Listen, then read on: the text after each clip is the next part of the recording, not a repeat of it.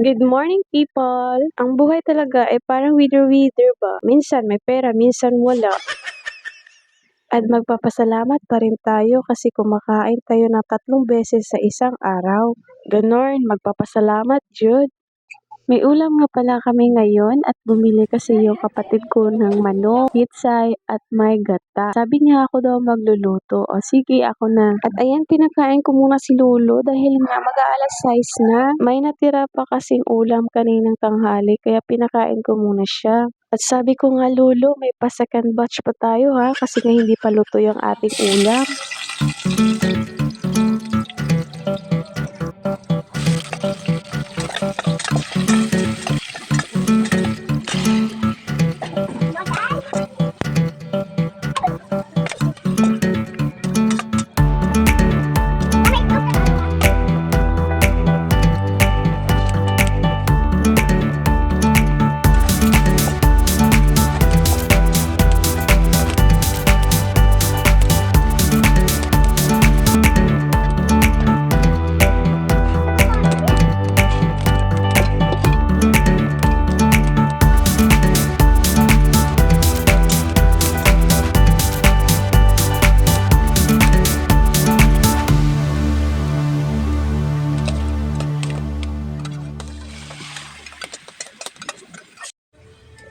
Kahoy pala yung aming ginagamit kapag nagsasaing kami, nagluluto ng ulam. Kahoy po yung ginagamit namin.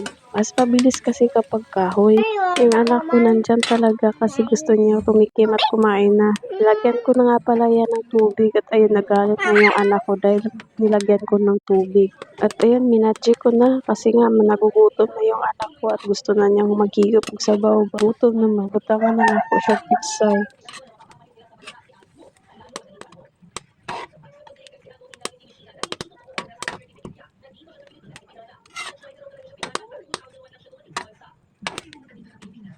At ang last na nating ingredient ay yung ating gata.